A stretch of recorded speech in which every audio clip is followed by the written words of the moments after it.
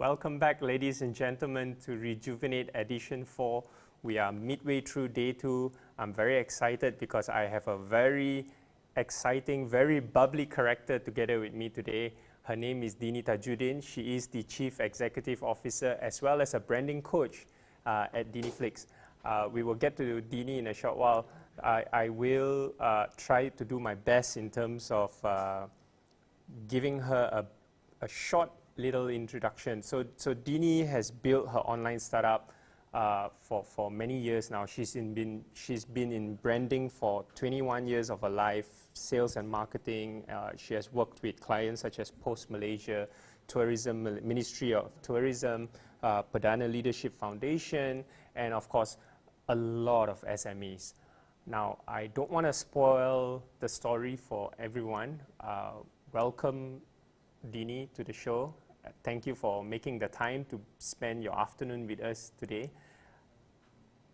Can you please give us a brief, or rather not brief, give us a whole breakdown of who Dinita Judin is? Okay, wow. Okay, so basically what I do is I help businesses and people stand out online, especially if you're new, you're a startup, and you want to that you have to reach out to your audience, but somehow when you open up any social media platform and you're new, nobody's listening because it's just too much noise. So you're wondering okay, how do I get to these people without having to buy followers, because that doesn't work, okay? How do I get quality followers that buy my goods and eventually become my fans and my supporters? So I help them to find their voice online, to pull in the ideal target market so that they get true following and also increase their sales online. Yeah, so and how I came to all of this is, well, basically about, I think I've been doing sales for 21 years, ever since I was studying, and I started because I was kind of strapped when I was studying, and I was doing 3 part-time jobs while studying, trying to pay for my bill. It's not like my dad didn't give me enough money. He did, but I was a spendthrift because I didn't earn the money, so I didn't know how to spend it. And also I had a boyfriend who lived far away, so my phone bill, last time I could call, we didn't have any WhatsApp, whatever. So my phone bill was crazy. It's like 900 per month. And I was like, oh crap, how am I going to pay for this? So that's how I started doing business. And I was hustling ever since I was 19. And so one of the first things that I learned was, if people feel that they know you, if people feel that they like you, and if somehow you could get them to trust you, you could literally sell anything. Anything.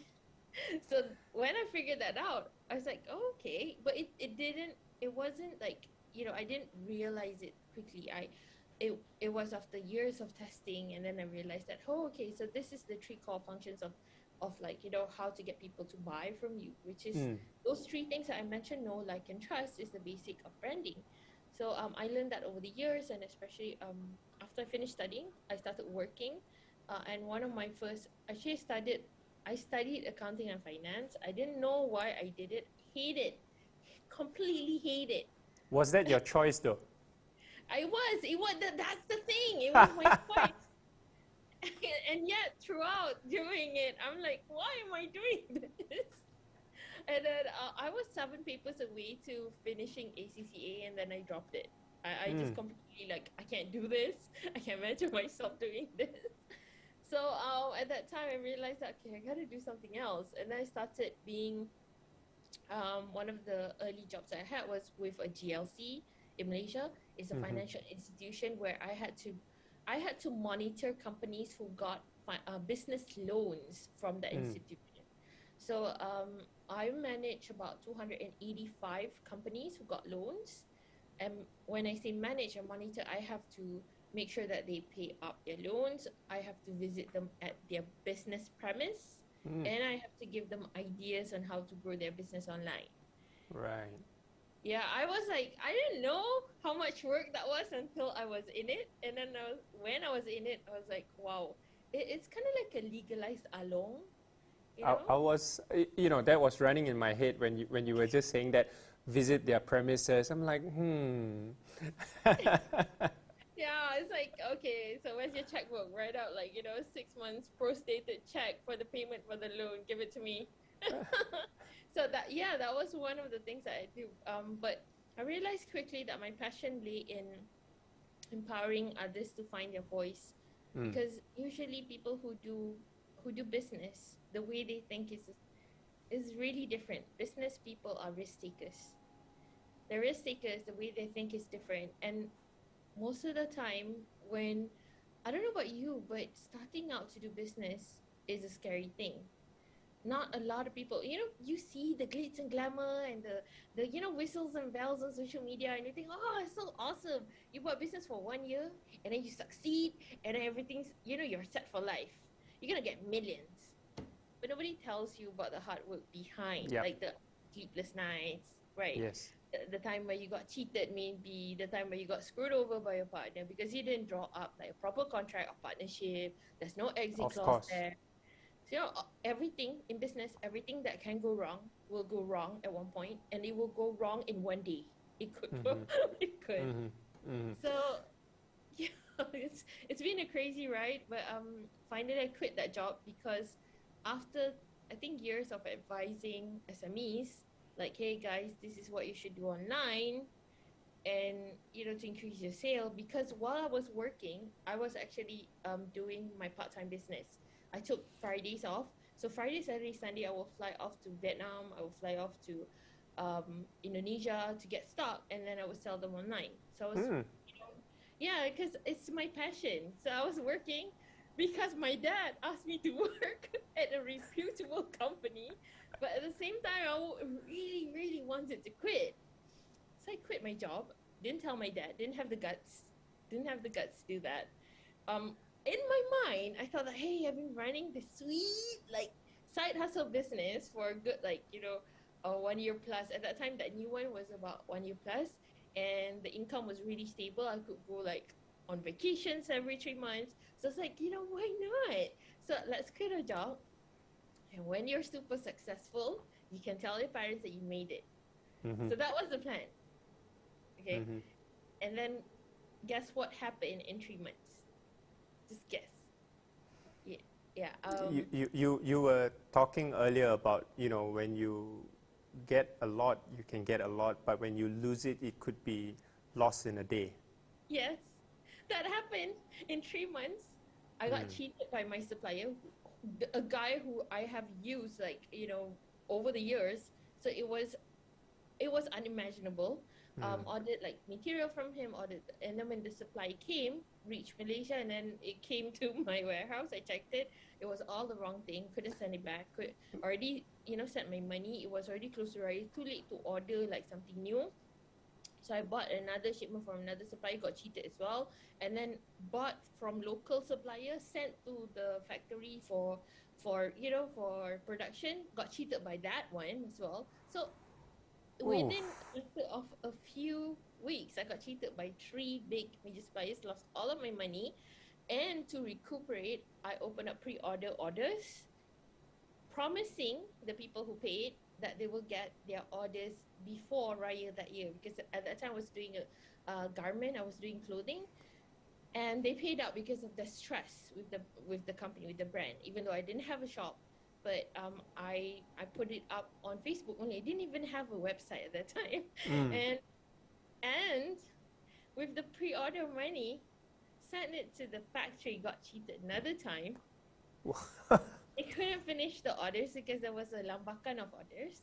They couldn't finish the orders, and by the second week of Puasa that year, people was already screaming, "Where's my thing?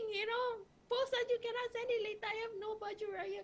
So I didn't want people to I really believe in you can't screw people over, because their hard-earned money. You can never break your customers' trust, because then there's not going to be any more customers.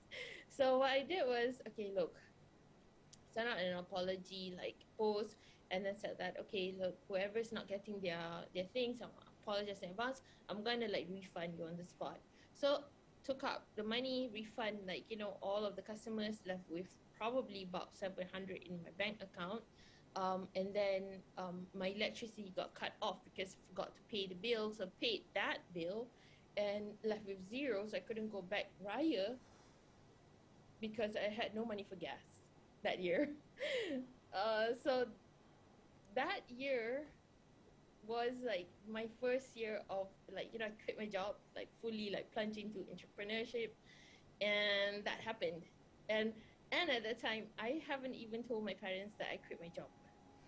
So I couldn't go back hometown because I didn't have cash. At the same time, because I didn't tell my parents that I quit my job, so I couldn't really explain why I didn't have money. So yeah. So Dini, don't mind me jumping in. No, go ahead. At all the points of you being cheated of your money, you know, in terms of the orders and whatnot, was there not anyone at all that you shared this? What did you had a business partner, or was this a pure solopreneurship, and you were just facing all this head on? At that time, I did have a business partner, but my business partner also cheated on me. That was a lesson, because the thing is, when you enter into a partnership, you should always draw up an agreement. There should be exit clauses. So got cheated sideways everywhere. So that time was a really steep learning curve for me. And even though I'm smiling and laughing about it now, but at that time I was just crying myself to sleep every single night, sleeping 4 hours a day, and realizing that, you know, just before I quit my job, I obviously told my ex-boss, I told my colleagues, like, because they were asking, like, so which company are you going for? Like, if you're leaving this awesome pay and awesome company that's gonna, like, you know, set you for life, why are you leaving this?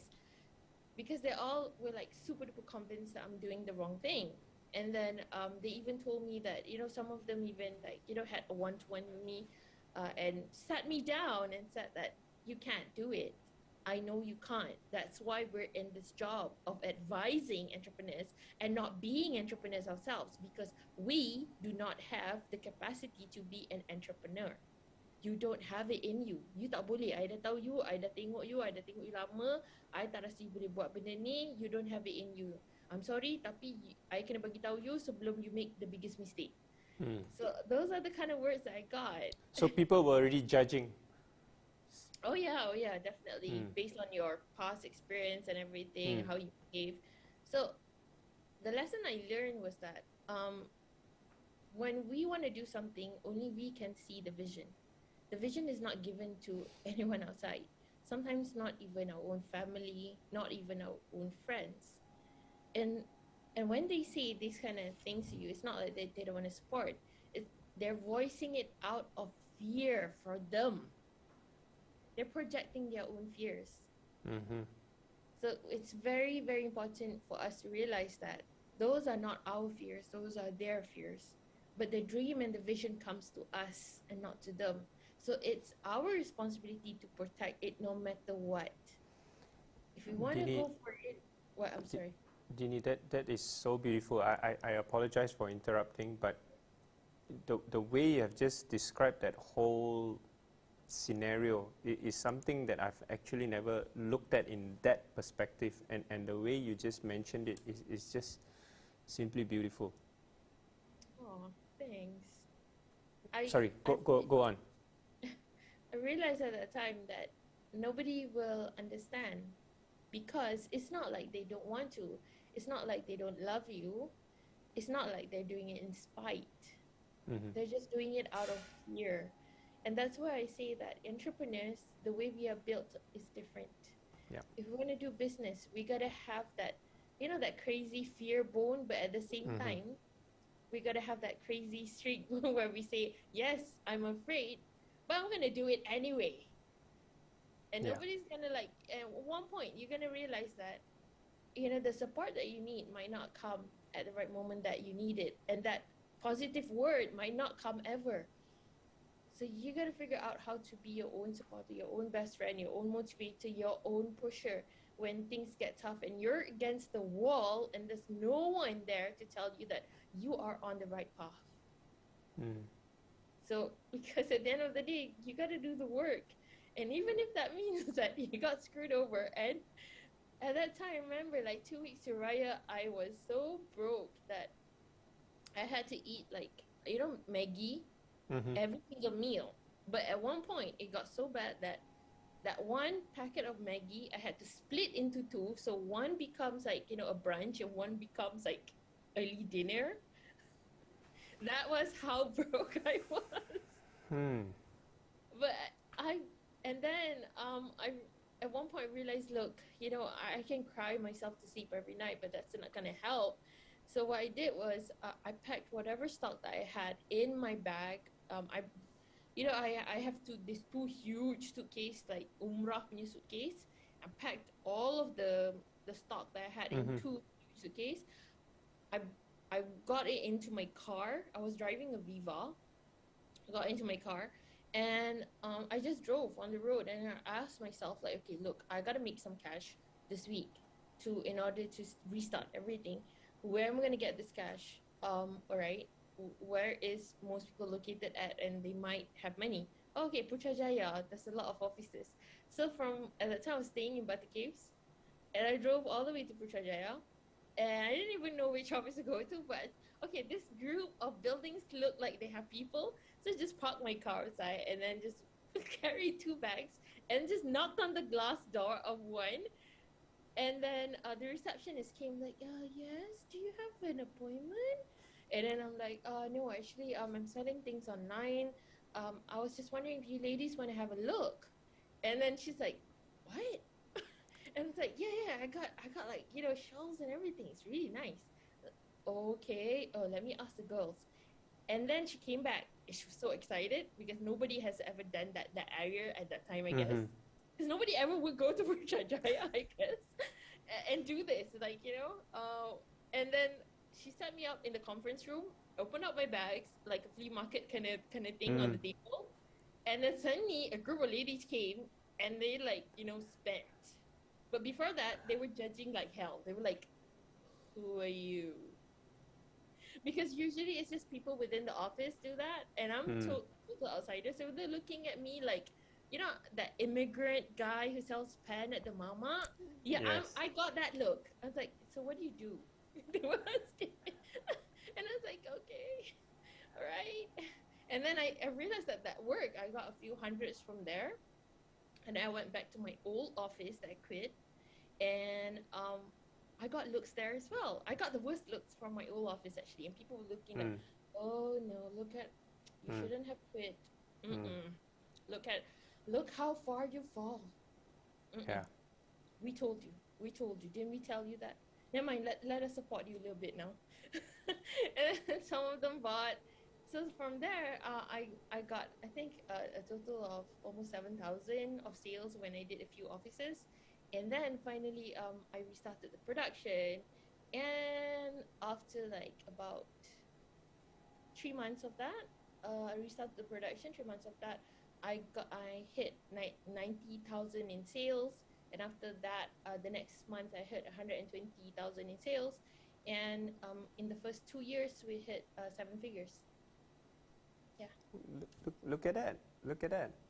So never mind. I was just gonna ask if you went back to your old office and said, 7 figures. Yeah, they know because at one point, like, I was called to be a speaker to train the younger company. What a turn of events! Yeah, well, I was just going to say, what a turn of events. Look at that, So, from the entire story that I've been hearing from you, there's one point that I catch quite a fair bit. Obstacles after obstacles, failures after failures. But you didn't just stop there. You were dead broke. You didn't even go back for Raya. You didn't tell your parents, obviously you lost your job, or sorry, you quit your job and started on this, and then you lost everything because you got cheated. You went on and on and on and on. Perseverance. Now, there is a question from the chat box now. It's from Julia. Hi, Dini. What are some of the advices you may have for those who are just starting entrepreneurship? So I guess perseverance would definitely be one of it. Is there anything you want to add to that for someone who wants to start in entrepreneurship? One of the things that I learned that really stayed with me for many, many years, whenever I was going through really tough time, was that when I'm down, I could see myself, like, I'm depressed, I'm broke, I'm down. But at the same time, when I look up, I see all these people, they're succeeding in their business. They're okay, they're doing fine, they're happy. And I ask myself, look, okay, why? I'm trying so hard here to be okay, but I'm not. What's the difference between me and those people? Like, why am I not successful? Why are they successful? There must be something that they know that I don't know. Something that they're practicing as a routine and it has become their habit that I am not internalizing and I am not practicing as a routine habit. So I put on my it's hard, especially when you're negative and down and everything. But I try my best to put on my I don't know cap and I'm a learner again. And I humble myself and I would like contact these people which I admire. I would literally message DM them like muka tebal, and I'll ask them like, hey, how did you get to the point where you got? What did you learn? Well, who did you learn from? What can I do in order to grow? And sometimes they would lie at me, sometimes they will reply, sometimes they won't. And don't take it too hard because sometimes these people are busy. It's not personal. It's not like, oh, I'm nothing, they won't reply. No. Just ask. You'll be surprised by the answers. Correct. Like some of my messages don't get replied until a year later. But it's okay. Just ask anyway. It's not, nobody's gonna charge you for asking. And then I realized that if I wanted like my external world to change, because I didn't like what I was seeing outside, the first change starts internally. What I was saying to myself first. Because the thing is, when you are starting a business, when you're doing this like entrepreneurial effort, the startup, of course, online it looks so romantic, so idealistic, so nice. But actually, the journey is extremely lonely. Many, many days, you're going to ask yourself, is this the right way? Am I going the right way? Am I like, on the right path? Why am I doing this? Why am I subjecting myself to this torture? Because some days it will seem more torturous than anything else that you have ever done. Doing a business will push your limit. It's right up there with being a parent. It's like, every single day you're going to face choices where you have to like question yourself like, oh my God, why am I doing this? But then you get back to your why. So at that point, you got to realize that if you feel alone, if you feel pushed, it's okay. It's normal. It's okay to not be okay because growth doesn't come from our comfort zones. Nothing comes from our comfortable zone. If we want to grow, we want to learn, we want to be better than yesterday, we got to do something that we never did before. And that means being uncomfortable. That means like signing up to the inconvenience and the pain of learning and growing. It's at the point where we feel most pain to grow that we actually learn something. And our normal body response is to have that, like primal instinct, fight or flight, we're going to fly more kind of thing. So when that happens, you can pause your brain, pause your lizard brain and tell it to like, just stay for a minute.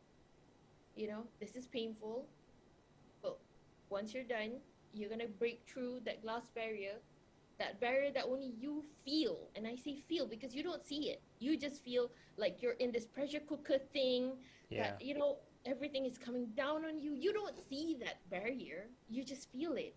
Correct. So that's why it's called a glass ceiling. But once you go through that breakthrough, that sweetness of like, oh, okay, now I can do this. Oh, I didn't know I could do that. You know, only you know that you did that. Nobody's gonna it's not school. Nobody's gonna give you 5 stars for doing it.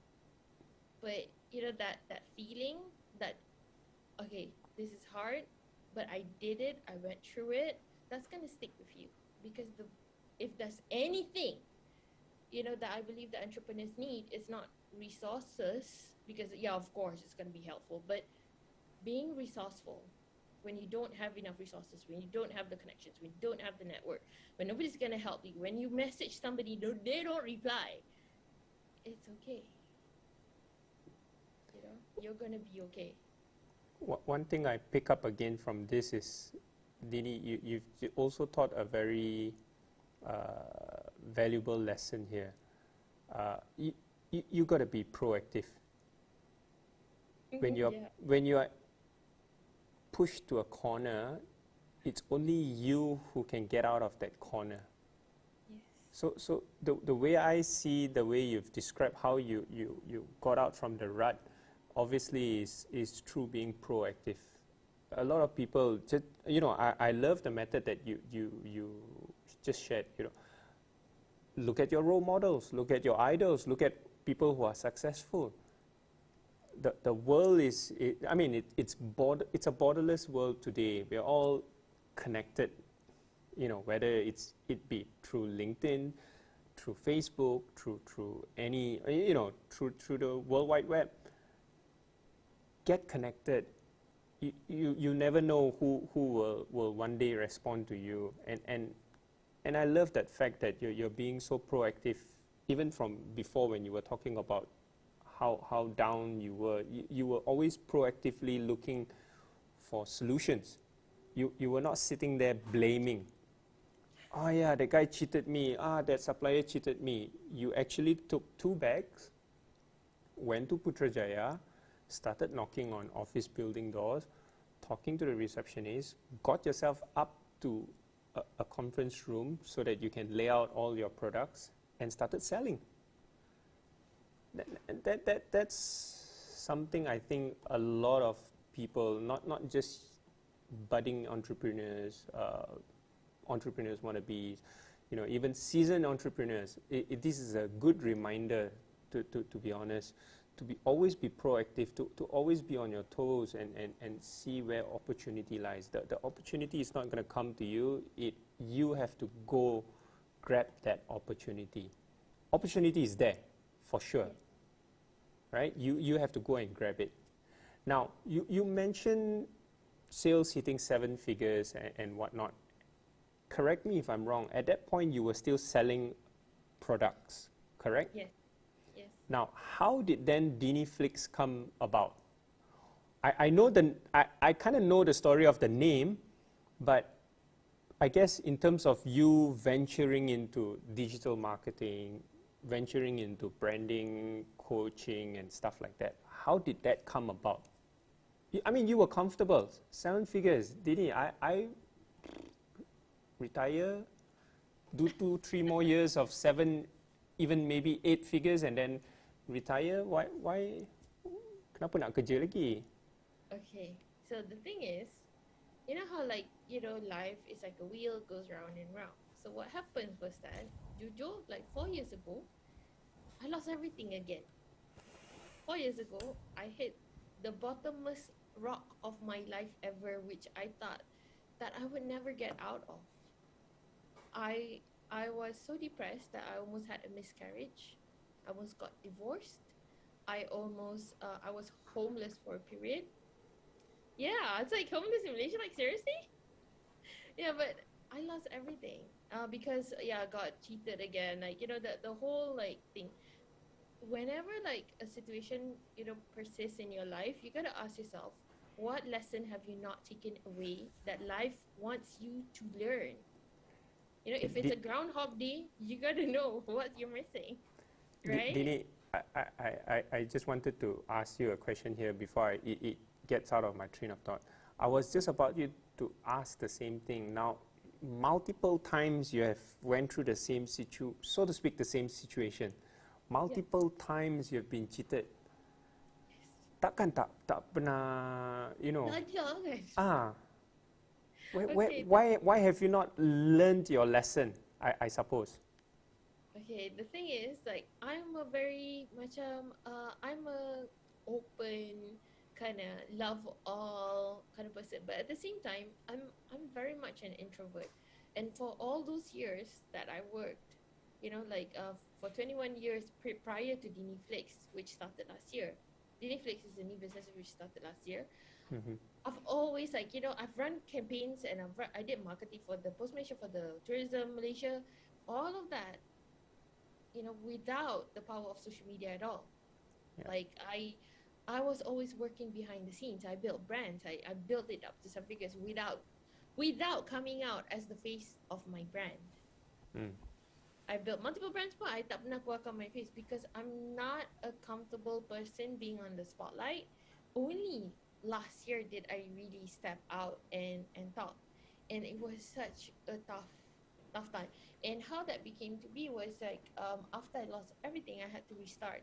And the way I realized was that, okay, look, I have a choice of, like, you know, I know that I know how to do business, so it's just a matter of, okay, now that, you know, I'm back to square one, what business do I want to do? And I realized that, okay, I don't really know how the marketplace now is. I kind of like digital world now, because previously I did everything that was like product based, which is physical things. Physical things, there's a lag time. Okay, you got to put in a lot of money in order to do the production, and you got to run the marketing, got to do the photo shoot. It's a whole big ass production myself. And I know that since at that time I already got kids, I don't want to have to go through that kind of cycle again. Yeah. Especially, like, you know, when I did that production thing, the crazy thing was I would fly to China, I would fly to like Indonesia every 3 weeks just to make sure production was going on point. And when I got my kid, I don't want to be, you know, leaving him behind, because my first trip to China, without my son, I cried myself to sleep at the hotel. And then I decided that, you know what, this is not the mom life that I want. So after that, I asked myself, okay, what can I do? Okay, maybe since I have already like built branding and everything for my own companies, maybe it's time to do it for others. So that's where I started like joining an award-winning marketing and branding agency. So we did for SMEs, and that's where I did, like, you know, projects for the government and everything. But even after that, I realized that I found myself spending a lot of time on the road, like going for pitches after pitches after pitches after meetings after meetings after meeting. Even though Putrajaya is not that far from my home, it's about like 20 minutes, but it's still time on the road. And Malaysia punya jam is colossal. Prior to MCO, it's like I would spend 2 to 4 hours every single day on the road. Yeah. And that's, again, my mom calls it like mereput di jalan. So, what a nice way to say it, right? It's like, okay, and I realized that that's not what I want as well. And then suddenly MCO happened. And at that time, it was also the darkest period of my life, because I forgot to say, like, when I had to restart, I did the campaigns and everything. I got a lot of sales. I lined up projects for about like 2 million ringgit worth of projects. And then MCO was announced. It was like a blessing in disguise, I would say, because again, I felt like, hey, like, I'm just starting to like get up again. You know, I'm getting good pay. I'm getting like good commissions from these jobs and everything. Why is the wind in my chest being knocked out again? And I can't really like put the blame anywhere, because it's a pandemic, it's a global thing. But I'm asking myself, why I just not okay again, and then suddenly this thing happened. And I'm like, what am I supposed to learn? What am I supposed to get? But before that, I realized we all went online, like in starting March, we all went online. And all the projects that I worked for the government, it was put on hold, because I think it was in the first or second month, the government woke up, right? Yes. So all of my projects was on hold. I'd have worked for like 6 months or 7 months, all got on hold, and the payment was stuck. And when we call up for payment, I chase for payment and they say, oh sorry lah, menteri tak masuk, tak boleh sign check. And I'm like, okay. So for 6 months, I had no income whatsoever. So I was back to square one, and I was like, oh my God, what am I going to do? Because now I got 2 small kids, right? And no joke, I got like elderly parents, I got bills, and like, you know, things to pay for. Regardless, moratorium ke tak moratorium, those bills come on time. Yeah. So at that time, I macam habis lah. Okay, what am I gonna do now if I can't like go and pitch to these people because they're online? Diorang tak reti guna Zoom lagi waktu tu. So that time I rasa macam okay, maybe there's something for me to change and maybe there's something for me to learn. Because I realized over the years that my breakthroughs, my best breakthroughs happen when these kind of massive shifts happen.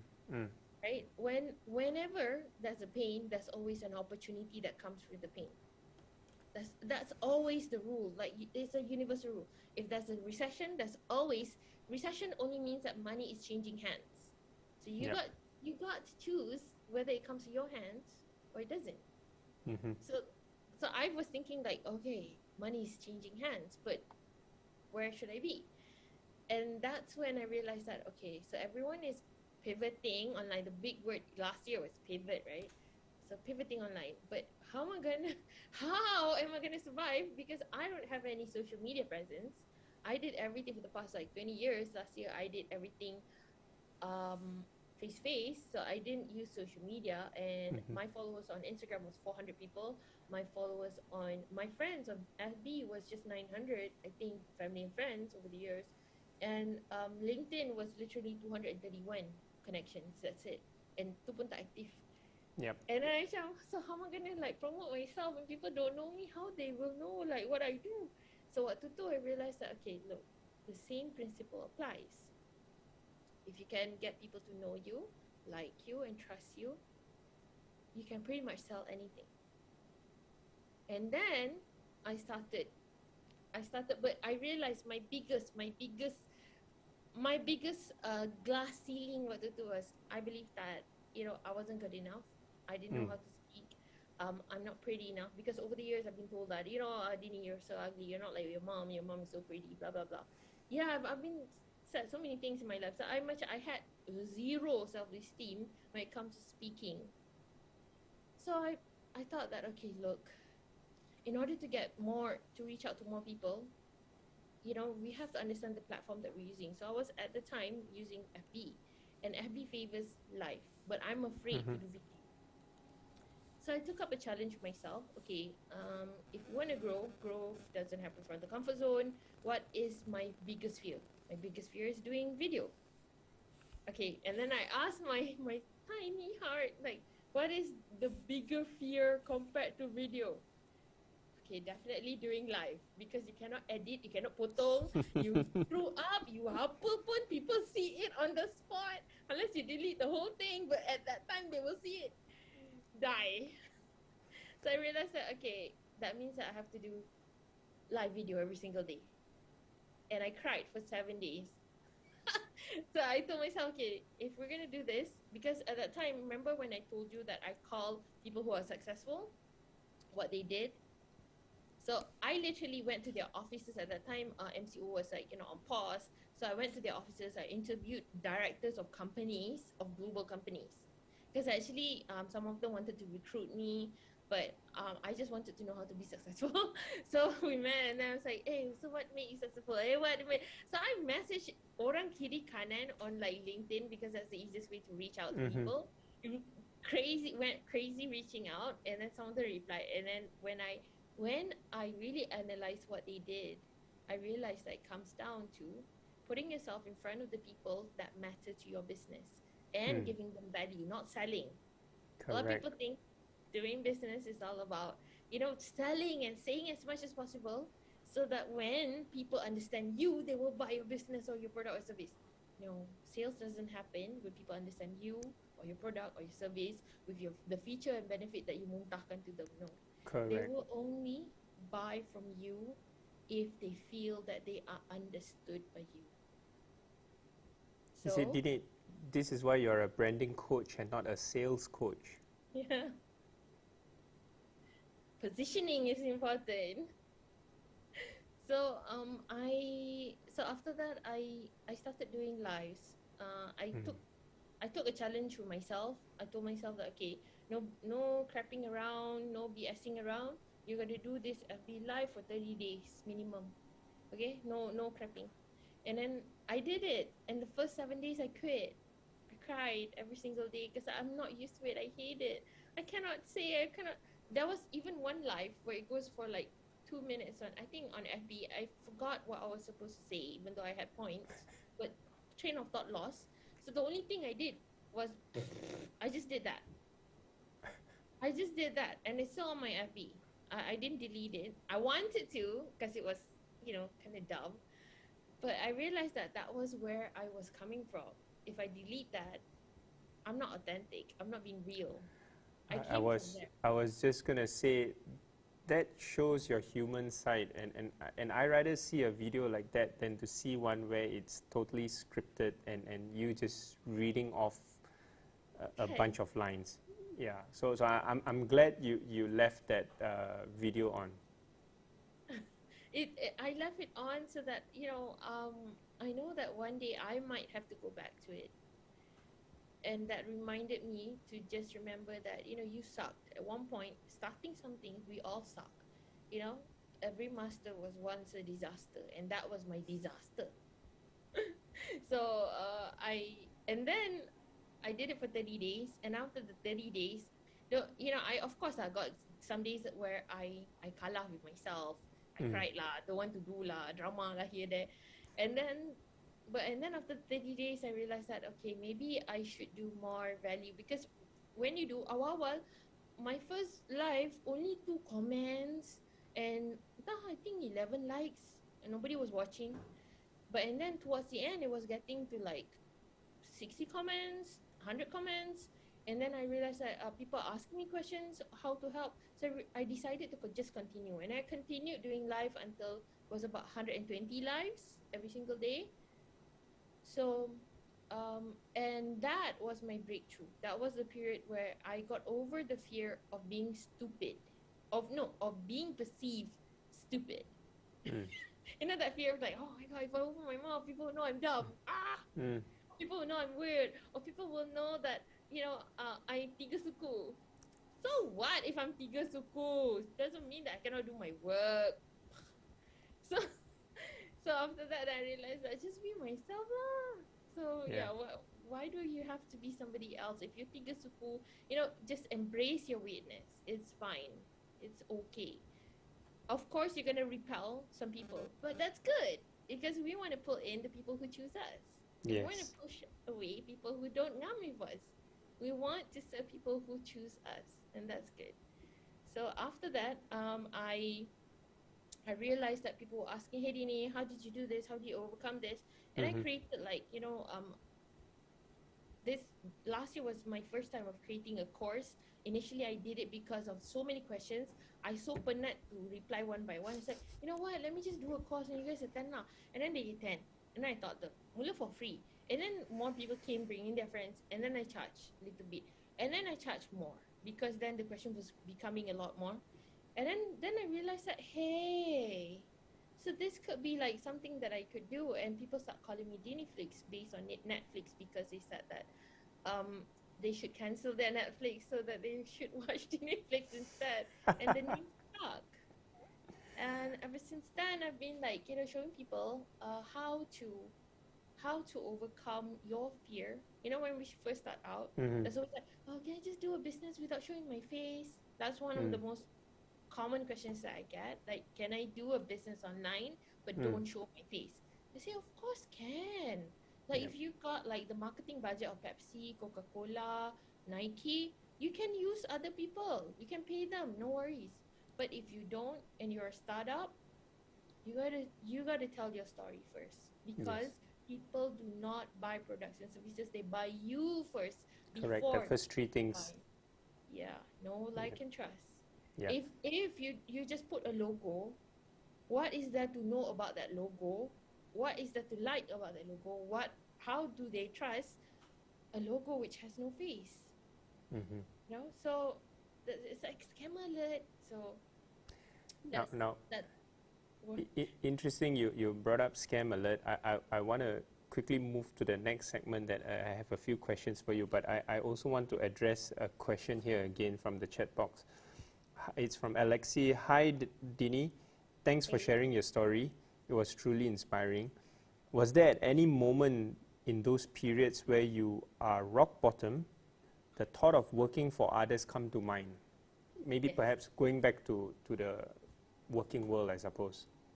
Yes, definitely.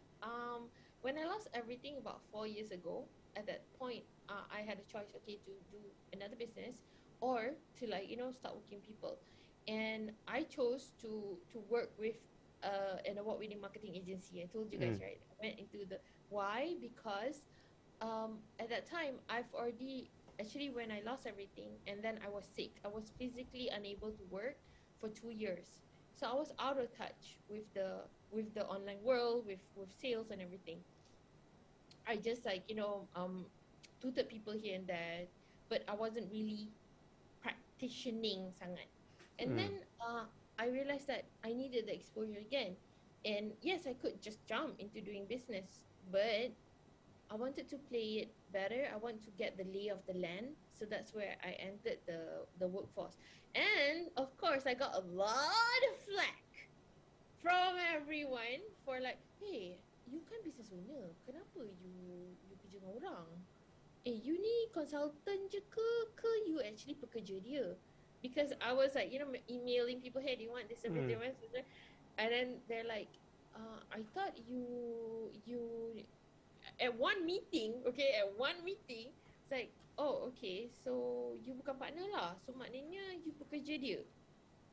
Okay, because they knew me as like, a successful entrepreneur. So when you're down and you get that look, and I got that look a lot, okay, and they're like, oh no, So, but I would just want to say one thing, life is a wheel. Whatever people say about you does not have to be your reality. You make your own choices, and nothing is permanent. Not their words and not your situation. The only permanent thing is if you chose it to be your permanent situation. That's it. So if you have to do whatever it takes, like, I had to survive. I had to learn the lay of the land. I do not want to go through like the hassle of setting up.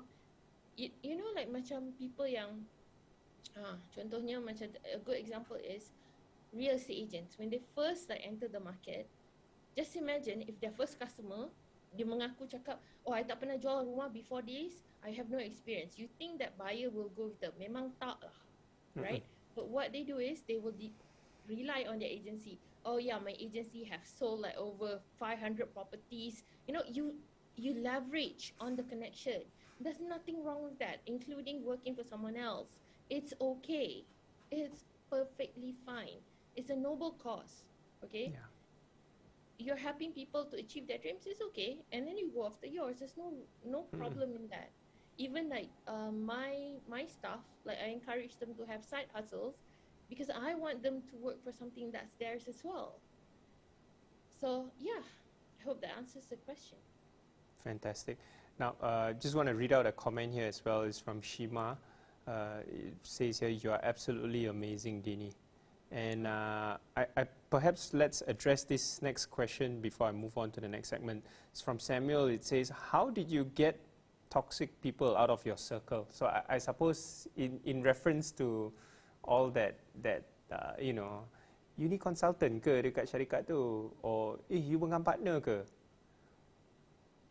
What I do, okay, if they're there's a lot of types of toxic. Toxic yang jenis membinasakan orang, contoh macam one of my ex-best friends who embezzled 40K cash from my company when she became my accountant. That one, you kena buat police report and you kena macam bawa police report to pergi their parents' house, okay, to just macam clear the air, okay. And then there's a level of toxic yang macam just mulut je jahanam.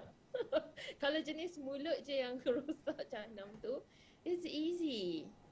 Just give them a smile. Just give them a smile. Oh, you good, thanks. Actually, you have to practice when you do business. You just have to have this, like, you know, like seriously, not poker face. I don't have a poker face. I don't. But you can do this, like, thanks. Okay, thank you for the input. And then you just do whatever that you're meant to do. And believe me, when you become the brightest light by focusing on yourself and your work and your business and surrounding yourself with positive people, they will automatically shy away because they can't handle the light. These kind of people, they're misery love company kind of thing. So when you shine too bright, diorang kena pakai sunglasses to be just around you, and that's tiring for them.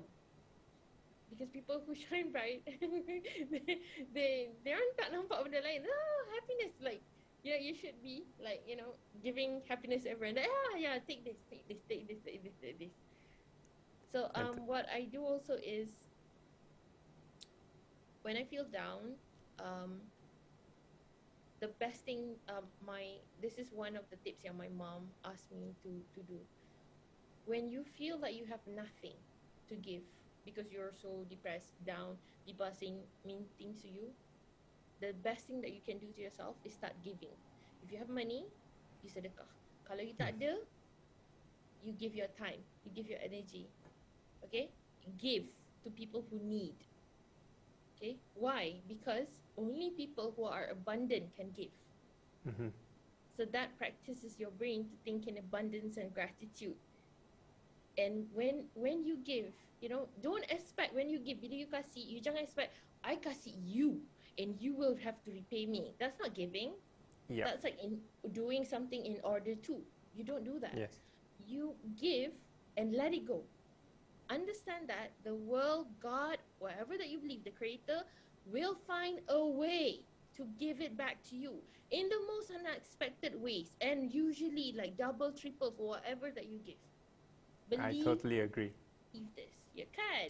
It's like Totally real agree. entrepreneurs know this. This is the real secret, actually, guys. Like, you know, all those words. Let me just sum it up to you. The more that you give, the more that you contribute, the more that you give value to people without expecting anything in return, the more people will come and chase to you.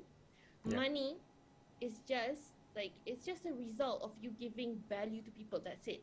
The more value that you give, the more money will come after you. That's it. You jangan risau about how to make more money. Give value first. Absolutely. Wonderful. So Samuel, I hope that really gave you an answer to your question. Now, Dini, moving back to the things that you've mentioned just now, there were two things. One, you said you started doing courses. You started writing your own courses. And then you mentioned the word scam. All right. Now, I'm going to combine the two questions together here because I would think it's correlated.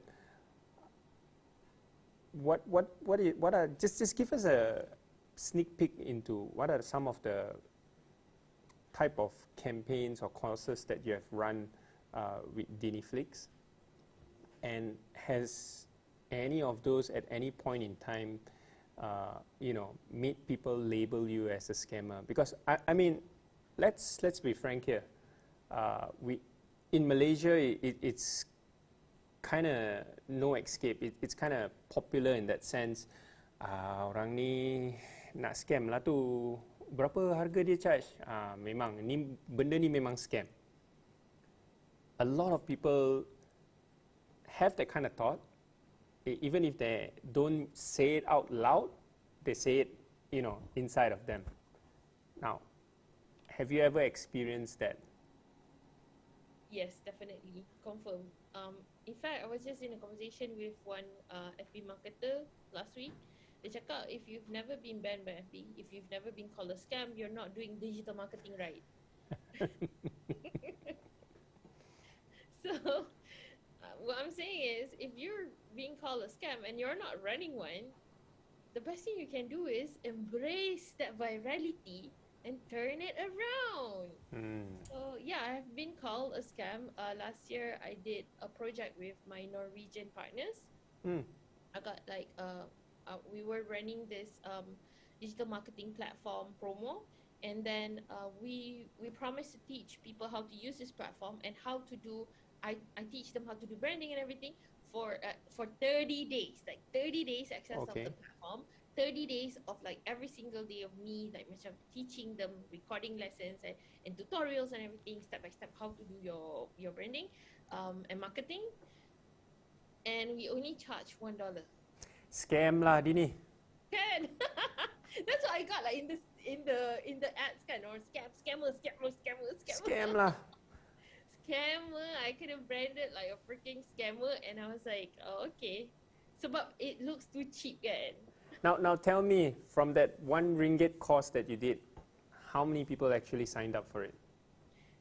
About 321. There you go. 321 of them didn't think you were a scam. Yeah. Did they get value out of that 30 days? Of course. There you go. It's dapat.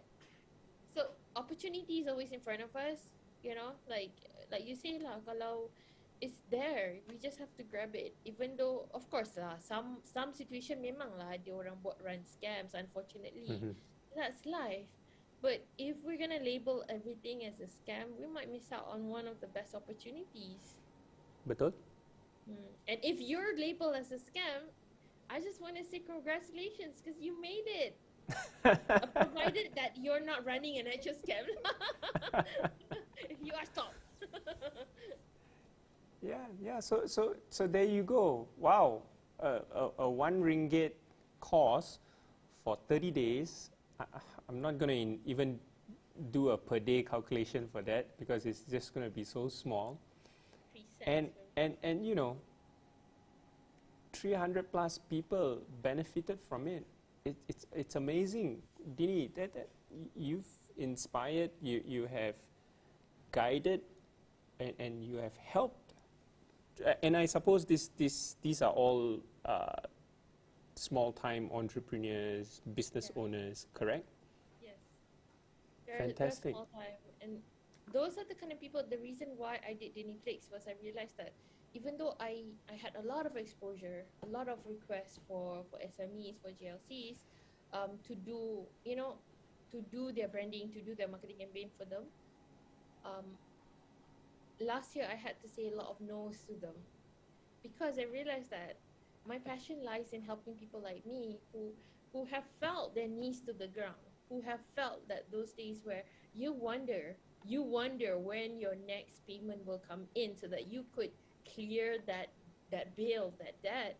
And I want to help these people because that's me. And that's where my passion is. Like, you know, if I know that if I could do it, and the thing is, some people, they're afraid to do it because they may think that, I don't think I'm good enough. I don't think my solution or my product or my service is anything special. The thing is, as we've said for the past hour, is that people don't buy your products and services. You could be selling exactly the same thing. You could be a YL, Young Living punya distributor. You could be another insurance, a Prudential insurance, or AIA insurance agent. You could be the next, like, you know, one of 15,000 IQI punya real estate agent. Whatever product and service it is, you know, it does not need to be that special. What needs to be special is you, because people will buy you first before they buy your products and services.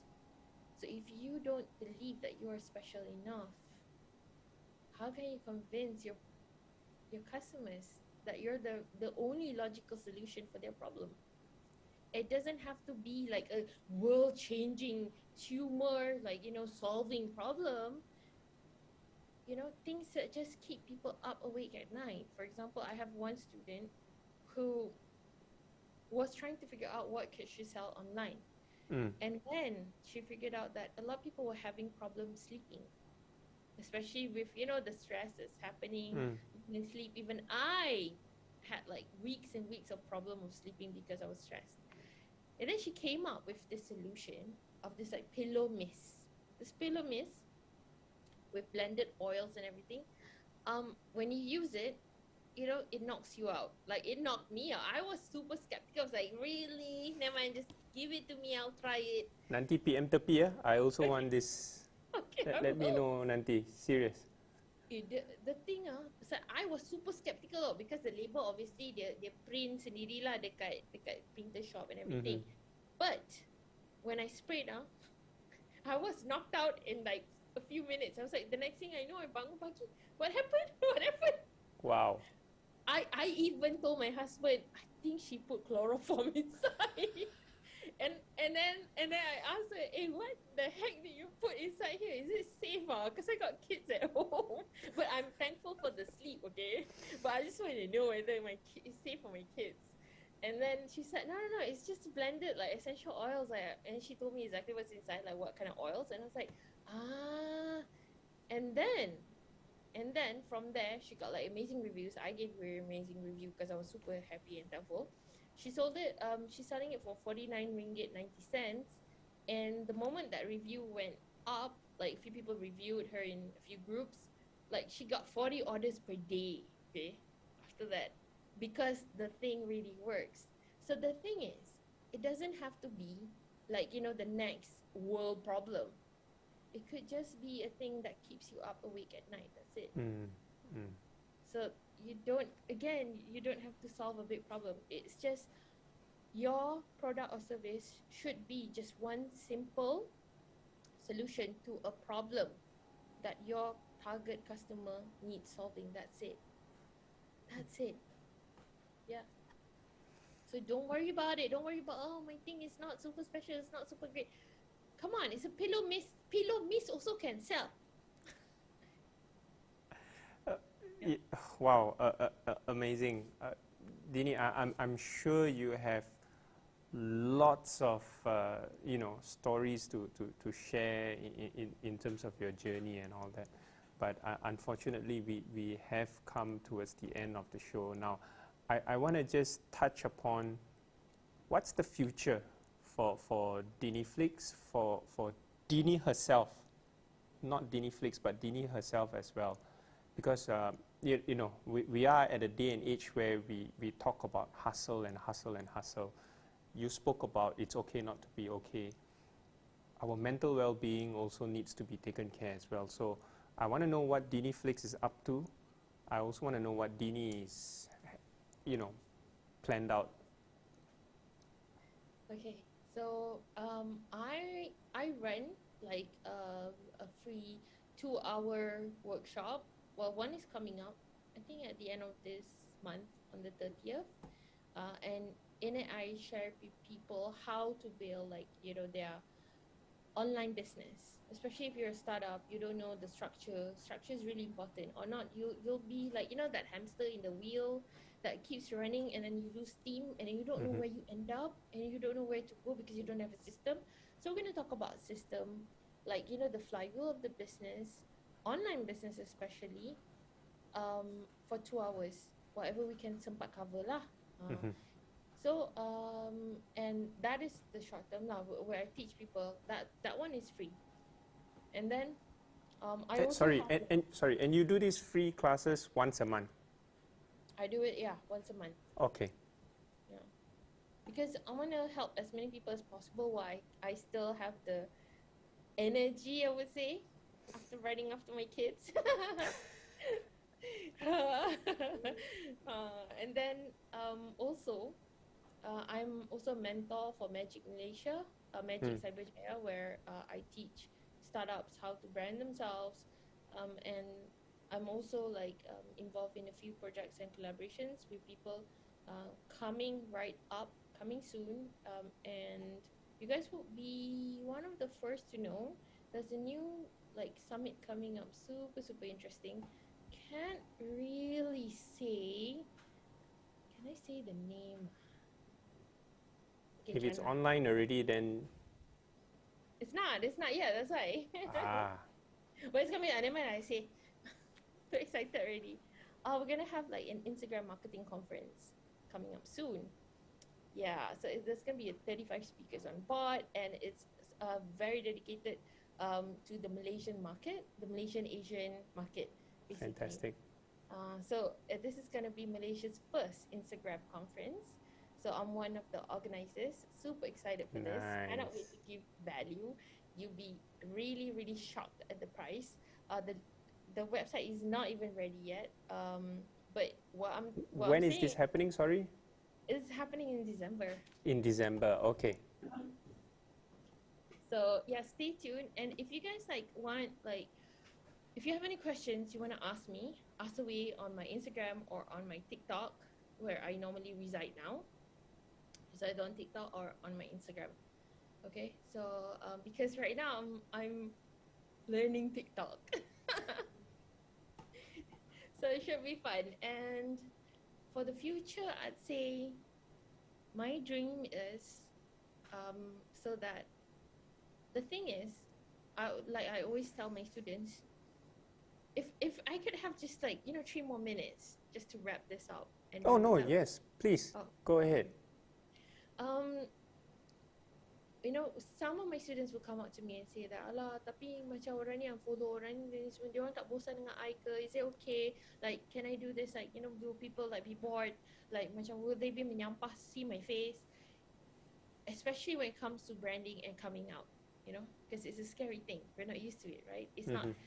If you're an introvert like me, it's scary as hell. But if you are an extrovert, that's fine.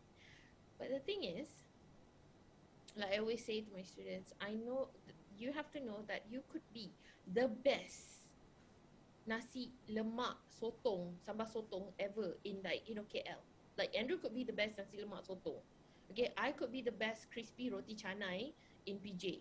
Okay, and you, any one of you here could be like the best lontong tersedap dekat Kelang, right? There's always gonna be somebody who says that, oh, I don't like lontong, I want Andrew nasi lemak. Or they're gonna be somebody who say, oh, I don't like Dini's like roti canai, I want like your lontong. And there's nothing personal in it. It's just taste. It's just preference. It's just being human. So never think that the market is already saturated. There's a lot of people doing this, doing my business, doing this. So where do I fit in? Can I still be the top dog? Don't have to worry about getting the hundreds of people. Jangan risau about macam reaching out to hundreds of people. Reach out, like whenever you speak. Imagine that the other, the people behind the screen is just your friend. The way I'm talking to Andrew right now is I'm imagining I'm sitting with Andrew right now in a kopitiam somewhere, and we're just like chatting. Even though I'm conquering most of the conversation, I'm so sorry, Andrew. No. Please don't say that. Please don't say that. Okay. But the point is, guys, jangan risau about being like super special, super different, super no, just be yourself. Show your true flavors, the wacky side of you. People will embrace it. The right people will embrace it. And they will come to you for your flavor. You jangan nak berangan nak jadi roti canai sambal sotong lontong all in one go. It doesn't work that way. That is what will make people muntah. Or the worst is if you do not show your personality and you be vanilla, super vanilla, agree to everything, very, very nice, mild flavor, then you'll be lost in the noise. Okay, nobody will listen. Okay, so stand your ground. If it's true, say it out, be yourself. It's scary and it's okay, but most importantly, just remember that people are looking for you. They're just waiting for your flavor to come out to know that you're the right person. So don't worry about it. Don't overthink. Just be yourself. Yeah. So that my aim is, I know that I'm not young anymore, even though I speak like this, because I'm 40. I'm almost 40. So you're almost 40, so I'm actually the abang. Okay, abang Andrew. Now, how old are you, Andrew? I'm not gonna tell you on air. Come on. It's not fair, like. No, I am 40. Oh, okay. The thing is, like, at the end of the day, the way we behave couple, age is just a number. But I know that I gotta, like, you guys who are watching this, who probably are on your first business, regardless of your age, you are holding the baton next. People are waiting for you next. There's no one person who can tapau the entire market. Of course. Okay. The market is too wide lah, senang cakap tu. Yep. Unless you're Apple, even Apple shares, Yep. So the thing is, just be yourself. And I want to inspire people to just come out, share their values, share their their uniqueness.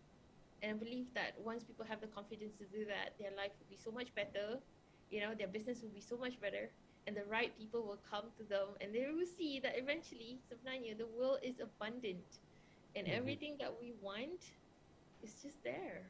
It's just waiting for us to step up. Yeah. So yeah, so that's the aim. Dini, if any of our audience here today nanti hantar bil sebab overload with, you know, too much wisdom and too much, you know, knowledge from all your sharing, you settlekan the bill? I think I pass balik to you lah, since you the abang kan. Hadir tak nak bayar.